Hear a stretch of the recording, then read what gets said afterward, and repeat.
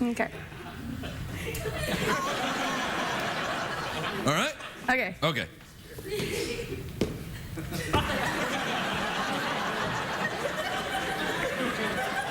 Please state your name for the folks at home. Patricia. Patricia, you say? Patricia, where are you from? Burbank. Burbank. I seem to remember that. Patricia, you used to come to the show a lot, didn't you?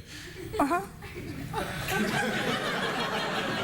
But I haven't seen you at the show in a very long time, Patricia. That's true. Where have you been? Gone. Have you been working undercover in some way? No. Good. So, Patricia, if that is your real name.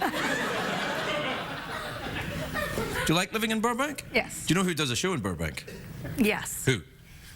Your nemesis. My nemesis? I don't have a nemesis. Okay. What the hell do you think this is? The Young and the Restless? I don't have a nemesis. Patricia, it's me. It's a cheeky monkey guy. I don't care. It's like, look, other people are on TV. And you know who does a show? Who? Yes. Who? Jay. Jay is not my nemesis. Okay. He's somebody else's nemesis. Okay. Do you know who Nemesis was? The goddess of revenge. Oh.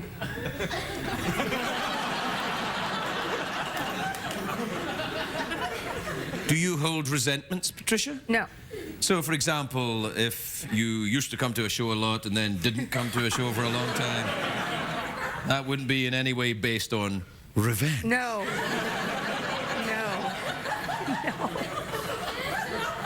All right. Do you ever go and see Jay's show? No. Honestly, I've never seen. Why are you making it? I would have a problem with that. I would not have a problem with that. Okay, but I didn't. I haven't. Well, you can. You can go if you want. It's okay. I don't mean. I'll come here. I'll come here. I'm doing Jay here. I'm doing Jay here. Jay's a nice man. Have you ever met him? No. He's nice. You know him pretty well, don't you? You've missed me, haven't you? I have a little bit, yeah. We'll be right back, everybody. We'll be right back.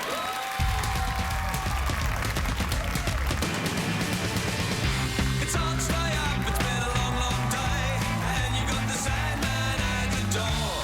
But hang on, leave the TV on. And let's do it anyway. It's okay. You can always sleep through work tomorrow, okay? Hey, hey. Tomorrow's just your future yesterday.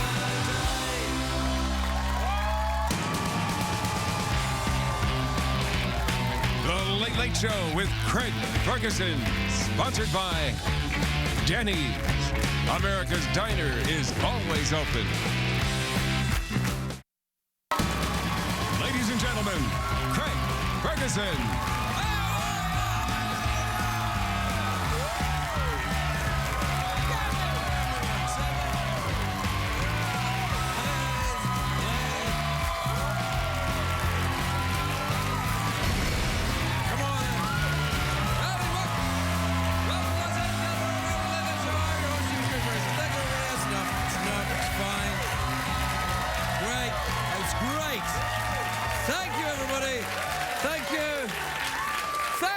Thank you. Your genuine applause has taken away the dark hole left by my difficult childhood.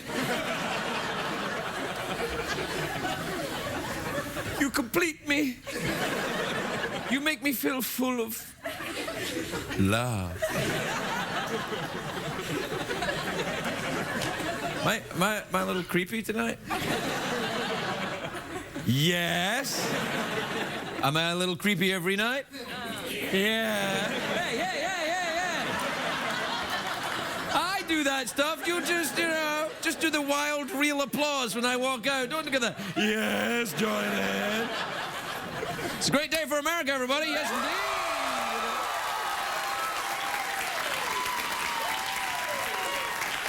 Great day for America. Not a great day for a friend of this show, a great comedian and actor, Fred Willard. Who was arrested last night. 72 years old, Fred is. He was arrested in a Hollywood porno theater with his trousers down. I'm not the only creepy old guy in the dark room. I was shocked when I heard this. I was like, there are still porno theaters? That's adorable! I wonder if they show retro porn with, like, you know, extra hair. Well, it sounds like The Dark Knight's not the only thing rising in the theaters, if you know what I mean.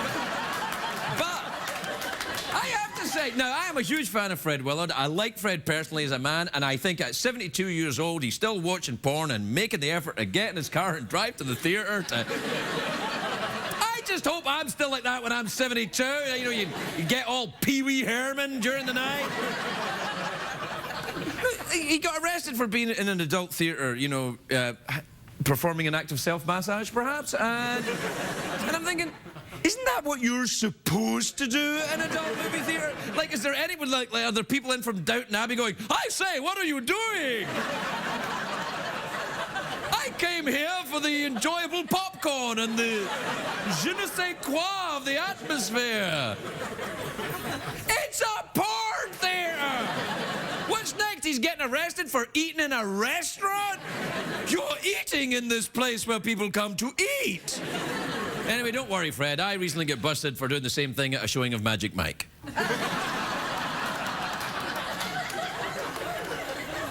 We love you, Fred. No judgment here. A great deal of mirth and a little bit of rib tickling, but no judgment. Great day for Oprah Winfrey, because, you know, Oprah would never judge you for this. She'd try and help you. Oprah would try and help you. She'd be like, there's a problem. And our book club is coming back. I'm like, yes, hooray! Finally, I've got something to read about that isn't about bondage and spanking. I'm not talking about 50 Shades of Grey. I'm talking about my diary. Dear diary, today my monkey was very naughty.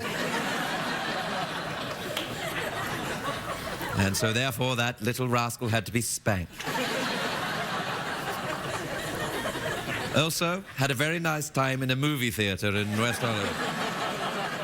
By the way, this is the voice I use when I'm writing in my diary. My diary is a rather creepy English vampire. You know, for the kids now, if you don't know Oprah Winfrey, she used to have a TV show and then she was replaced by Ashton Kutcher. But now she's got her own network, OWN, which stands for Oprah Winfrey's Nipples. And it is... Let's take a moment and visualize, everyone.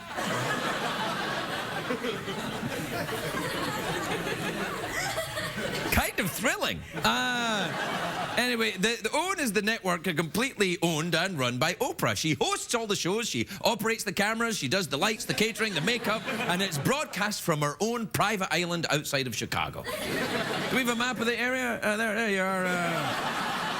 There's our island right there. Yes. I had to read it myself. Yeah. Wait. Anyway, Oprah used to be the most powerful force on TV. It seems that that's changed a little bit, but, you know, when she created her own network. But she's still teaching us some very important lessons, like never move to cable.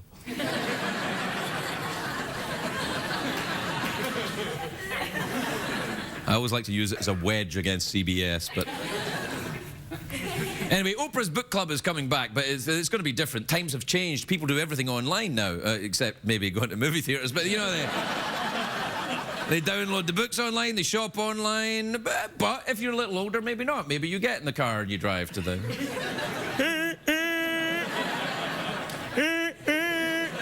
And then there's the horn in the car as well.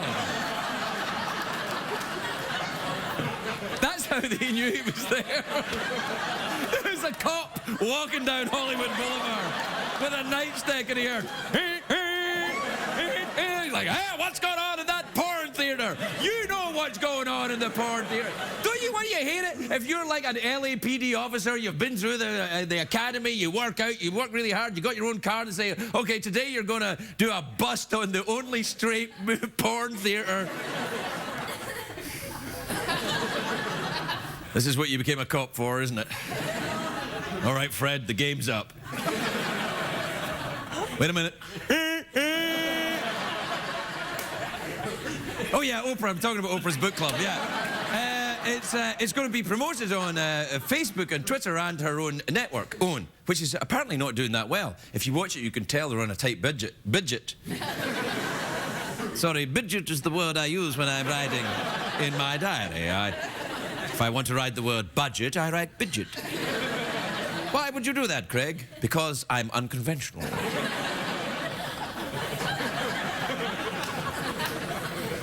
Is that some kind of fancy talk for homosexual?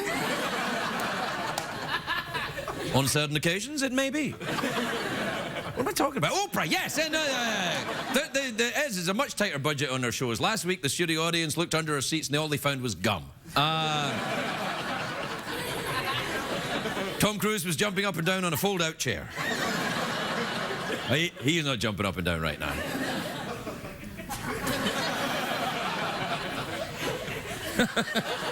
I can't get Fred out of my head. I love Fred Will. He's great. He's great. Fantastic. You know.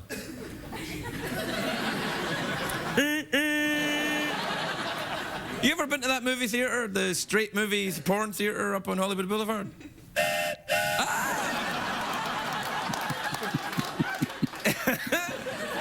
Is that how you got caught? Oh, hell yeah. I'm very quiet when I'm involved in self-massage. I don't do anything at all. I know.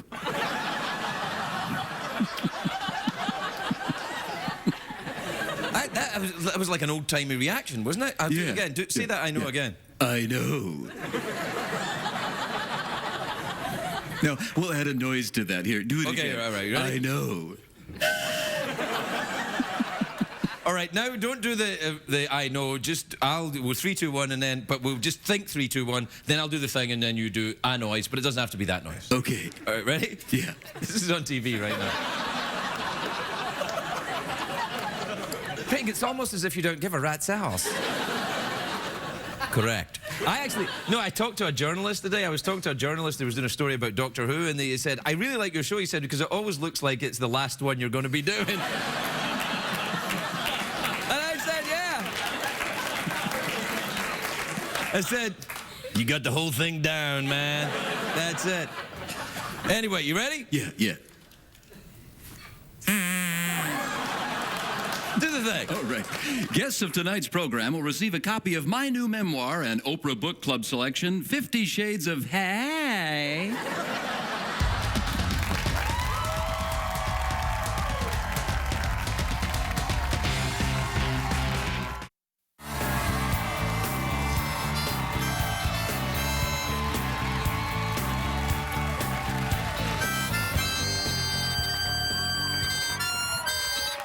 Sorry, hang on a second, everybody. Quiet down a bit. I'm tonguing the note.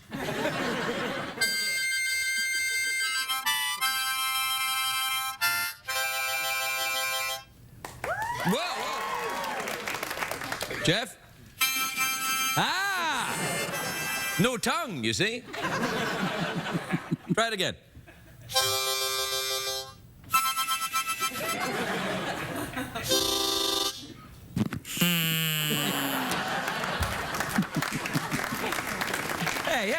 Hey, think what you're applauding. Think.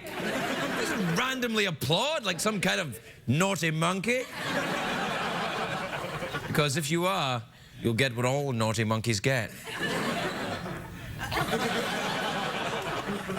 Naughty monkeys get spanked, right, Jeff? That's right. Jeff and I have decided to do the rest of the show as sort of vaguely sinister, sort of Nazi perverts. This is correct, isn't it, Jeff? That is correct, Craig. We are sort of 50 Shades of Eurotrash, right, Jeff? Holla. Sometimes I put on plastic clothing and go to Burbank.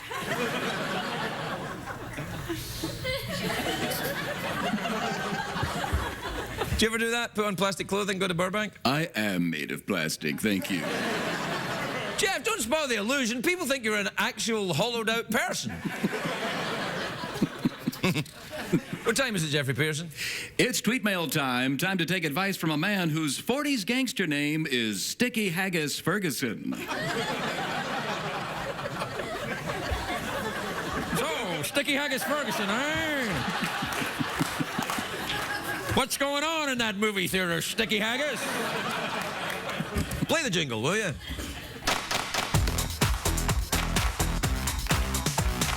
Euro crashes and Euro litter.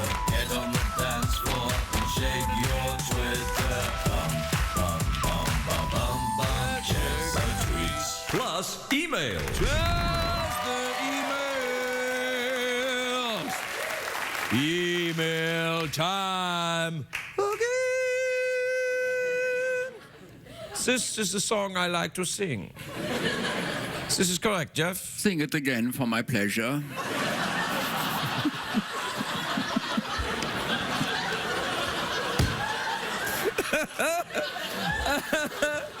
Singing it again for my pleasure. Do not angry the monkey, Craig. Oh, if the monkey is angry, he will be naughty. And if a monkey is naughty, he has to be disciplined. All right, this is from Frank in Mesa, Arizona. You ever been there? Oh, love it there. Yeah. Dear Craig, I'm sure Jeff too. Everyone says not to send food back in the kitchen when you're in a restaurant, but what if you do? But what do you do if they bring you something you didn't order? Who says you can't send it back? Of course you can send it back. You say, I didn't order this. And then you'll get the thing you ordered with special sauce. And you can say, I didn't order special sauce. And they will say, oh, yeah, you did.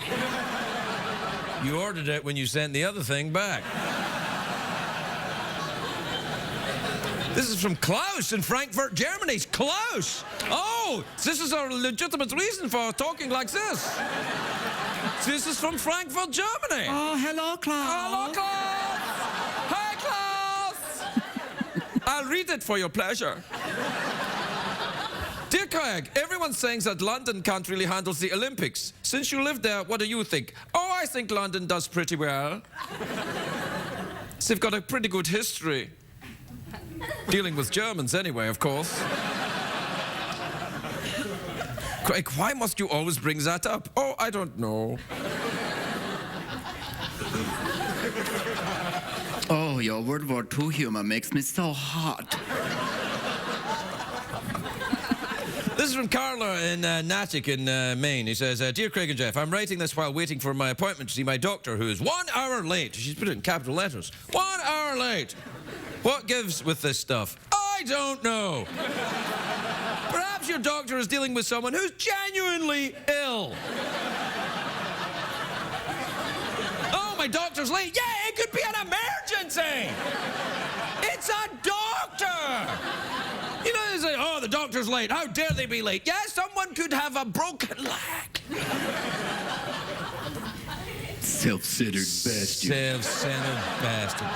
Are we out of time? All right, I'll just do 2 more. Dear Craig and Jeff, if I'm going to have a late night snack while watching your show, which is less horrible for me, donuts or ice cream? Jeff? Donuts. Donuts. And finally, this is from Mary in Erie in America, who says, Pennsylvania? Erie, Pennsylvania says, hey, Craig, what the heck happened to the Jonas Brothers? Well, let me explain. In the form of a song.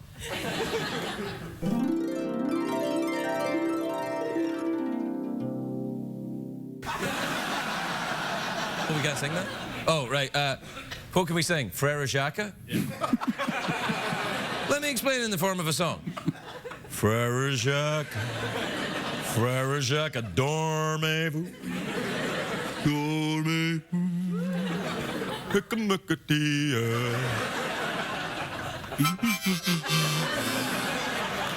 ding dang dong, Ding dang. We're right back.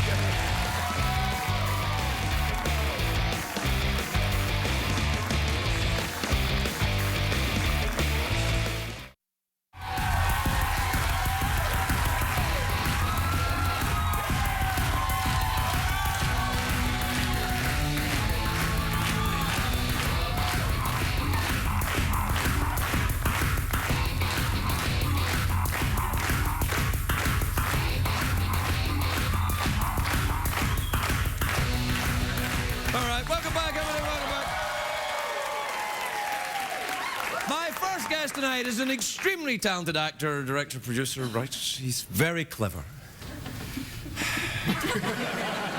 He's got a 3-part series, The Wallander, which premieres September the 9th on PBS. That's getting a nice early plug in for it then. September? That's quite a long time away. I'm excited, though. Here's a clip to get you through to September. It's the story of how I found Jeff.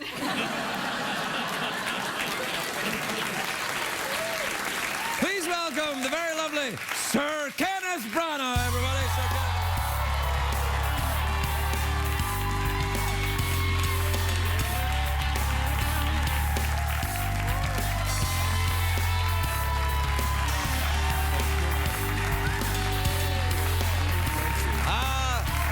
Sir Kenneth. Sir Kenneth, it's got a lovely ring to it. I have to say, congratulations. I know you've just recently been knighted. You are now really Sir Ken. Yes, I am. Yeah, Thank you very much. Yeah, it's very lovely. exciting. It's fantastic. Have you got? Did they give you a hat or a sword or something? No, obviously there's a requirement to wear a suit of armour at home at all times. Oh yes, I think. We've had to rearrange furniture. There's a lot of round tables in the house now. Oh, nice. See, I can do that. My wife loves it. She is now Lady She's a Branagh. lady, She's yeah. Lady Branagh. Unfortunately, that means she's got to wear the long pointed hat, you know, and the little bit of thing at the end.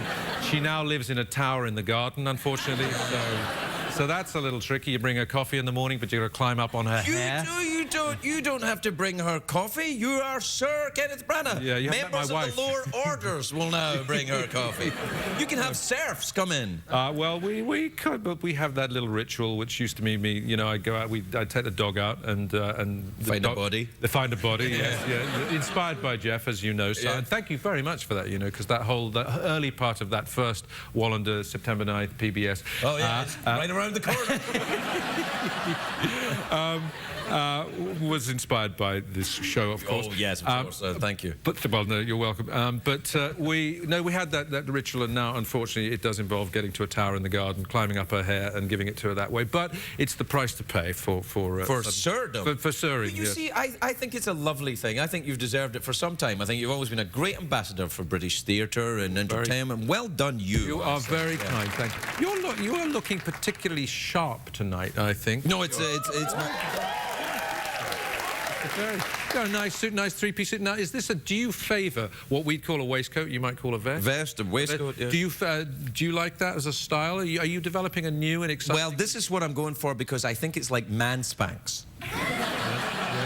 You know, it gathers it all and it pulls it in. Oh, okay. Yeah. It's kind of like... There's nothing to pull in there. Oh, yeah. No, au contraire, if you don't mind me using it. Hey, what's your language, please, pal? Easy. Au contraire. I know that the sirs don't like the French, but au contraire, Sir right, Ken. well, okay. Do people call you Sir Ken now? Well, no, really, and I don't really particularly encourage it because it's lovely. I mean, I can't tell you how exciting It really is a great honour. I mean, it's a fabulous It's a funny old thing in our country, but it's and the birthday honours, thousands and thousands of people who do much more valuable and interesting things than I do are also honoured in various ways. And, you know, although it comes out of a royal system, in fact, you can write in. You know, people can write in and say, Craig... Can you apply? You can apply. I'm doing it. Yes, exactly. I think it's a heartbeat away. You just get get an online campaign going and everything. Because I do have Her Majesty the Queen plate. Oh, how brilliant. Oh, no. Yeah, we were using it for a bit where we imagined that Her Majesty the Queen had been falsely imprisoned.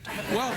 Which, of course, would be a terrifying thing. Yeah, I mean, I think she's going to love the fact that you keep that. I mean, you might want to think about presenting it in a slightly different way if you want... I don't want to listen. I don't want to tell you your own business. No, perhaps I should... Maybe I'd get my knighthood for springing her from the pokey. Well, yeah, I'm sure she appreciates. She's free. She's free. Yeah, she's free.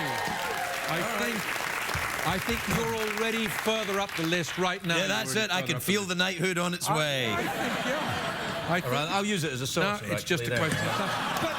But it's on her face. What if you... It's all right. We're in America. It's fine. I They can't strip you of your knighthood for this, you know. It's a plate. It's a plate. A minute ago you were looking so good. Now I think you're in prison. I think it actually works rather well. Okay. No, actually, on reflection, I think you're right. Yeah, no, it's all right. So you seem well. You seem at yourself, at ease. Yeah, well, very happy to be here. Always love to come on your show. And Thanks very much. Are you a little drunk or something? No, I'm not. No, I'm happy. I'm thrilled with the show. I'm excited about the Olympics. We have the Olympics. Yes. Now, I mean, everyone's saying that London's going to be a terrible mess during the Olympics. The streets are too narrow and built for rickety carts. Well, it might be. We now have, I don't know if you know, these Olympic lanes where there's a dedicated lane. It has the symbols in and only Olympic traffic can go through. Yes, there, but aren't the taxi drivers very cross about that? There's a little bit of how's your father about that, but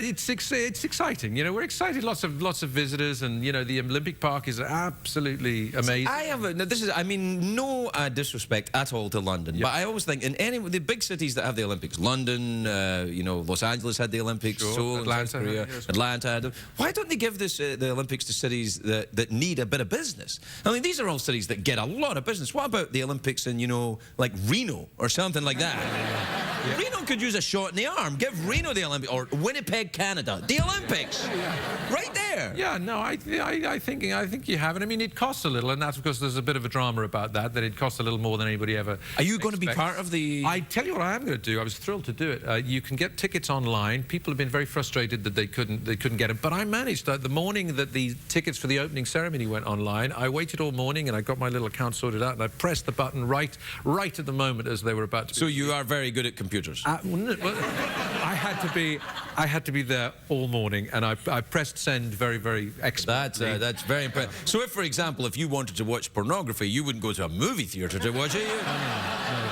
You would have a device at home. I've got a dedicated device. Yay!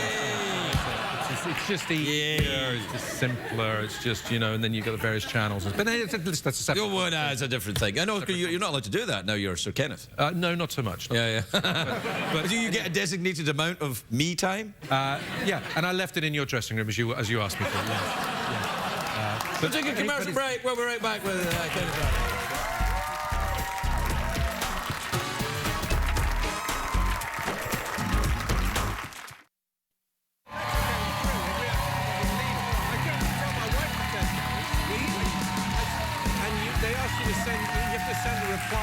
Like if you're going to take it.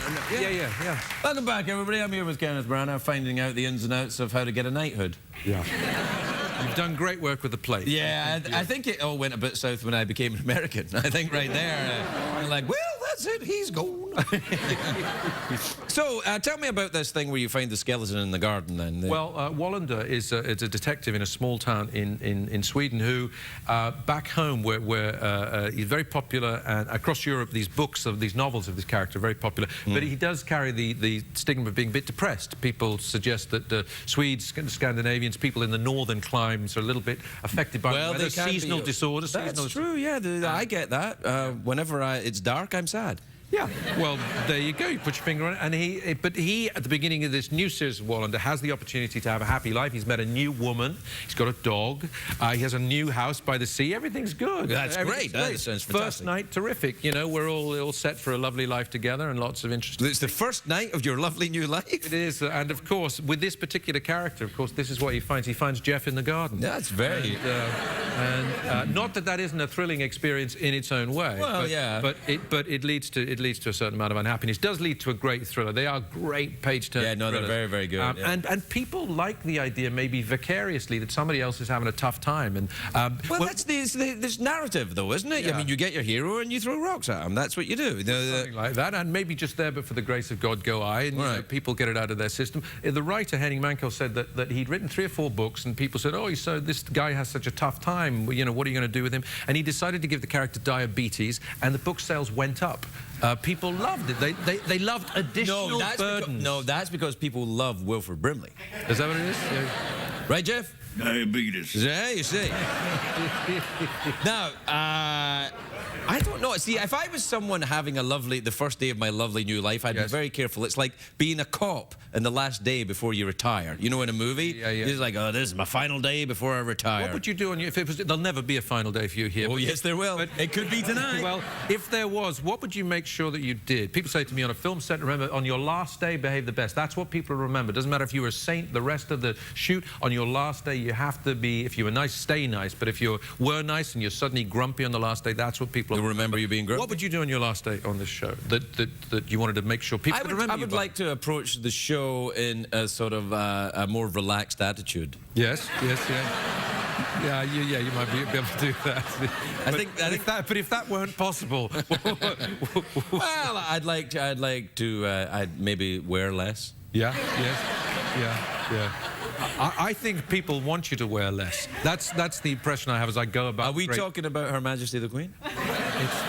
Is that why you've been sent here, as an envoy of Her Majesty the Queen? It was a brief voicemail message. She said, I know you're going to see him. I know you're going to see him. Yeah, I know he's taken to wearing the three-piece suits.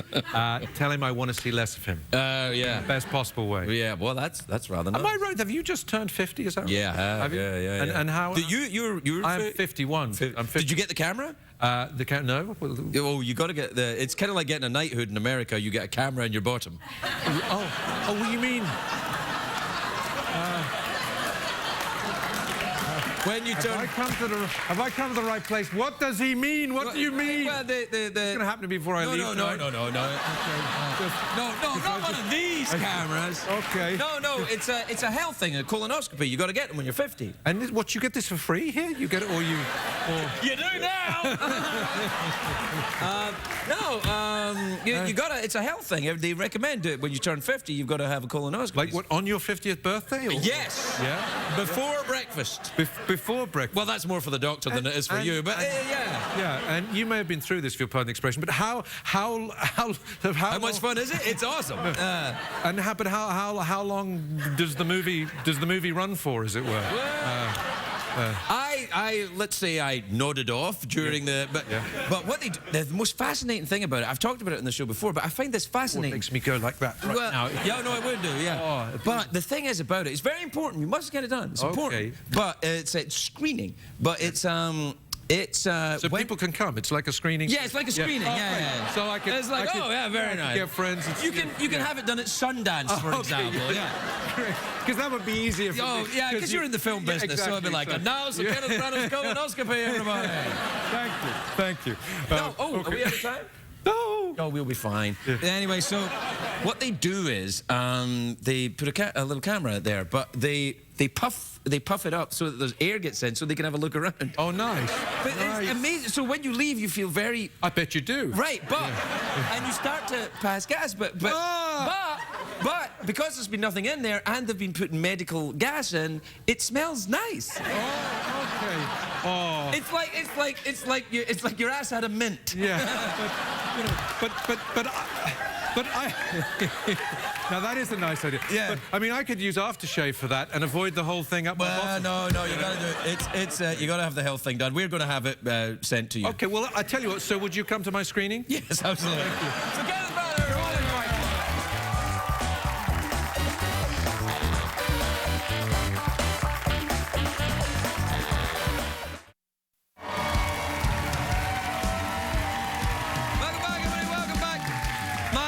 Is an extremely funny comedian. I know this because whenever I'm out doing the stand-up around the country, he opens for me. And also, he appears on stage before I go on.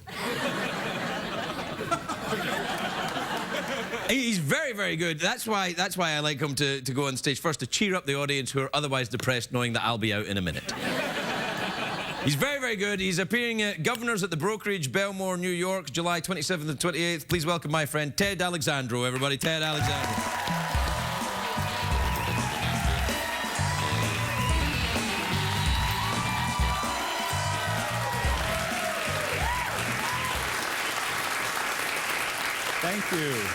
Thank you. I did a show in Brooklyn a while back, and after the show, this girl came over to me at the bar and started chatting with me. She was about early 20s, I'd say. Turns out she lived in Queens, which is where I live. I had my car, so I offer her a ride back to Queens. A couple things you should know before I continue. It was a Tuesday night, and I'm 43 years old. We continue. So I'm driving this girl home, and shortly into the ride, she turns to me and says, "You know, I have beer and Coke back at my place." In my head, I'm like, all right, play it cool. Don't let her see that you think that's insane. And definitely don't let her see that your first thought was soda.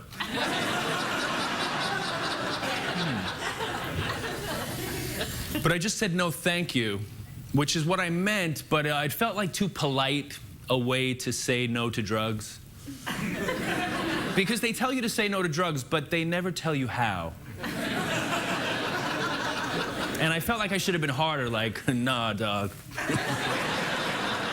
Nah, I'm aight.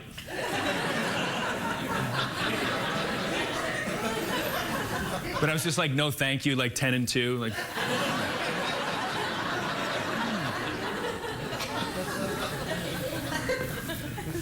Then a little further into the ride, she turns and says, "I bought way more Coke than I need." I say, if you bought any Coke, you bought way more Coke than I need. And besides, I don't think Coke goes bad. There's not like a snort-by date.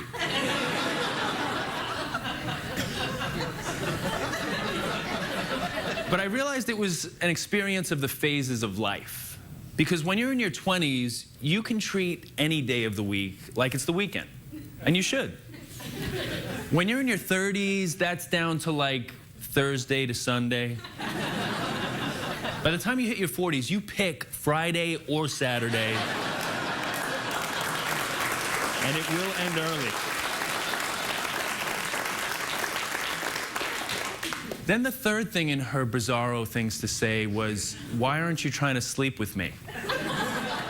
Which was both sad and beautiful.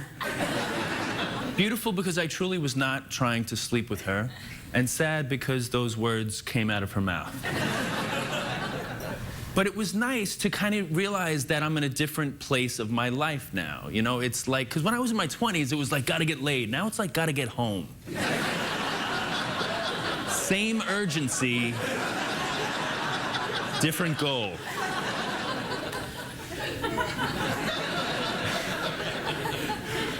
But it is weird. It's weird to feel that way. It's weird to turn down sex on a silver platter. You know, like, here's that sex you ordered 20 years ago. It's finally ready. But I'll have these weird old man thoughts will pop into my head, like, oh, I think I still have that leftover pasta in the fridge. Tonight was gonna be that night. Shut down by pasta. But I know that's gonna be good. I already ate half of it.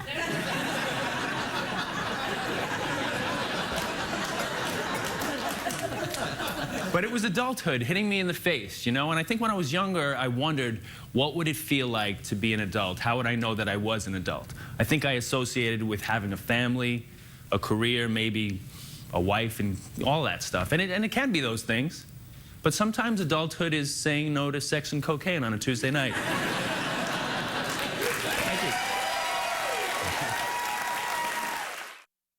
you. What did we learn on the show tonight, Craig?